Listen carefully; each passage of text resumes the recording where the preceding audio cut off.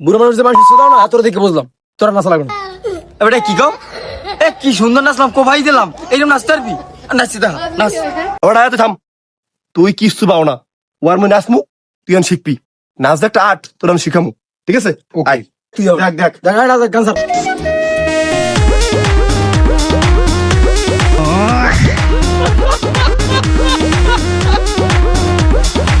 सज के संवर के चपया बेलू रानी, दिनों में मन का बड़ा बेलू, राती में सपना तू अपना देखा के हमरा के कहे तू बड़ा बेलू।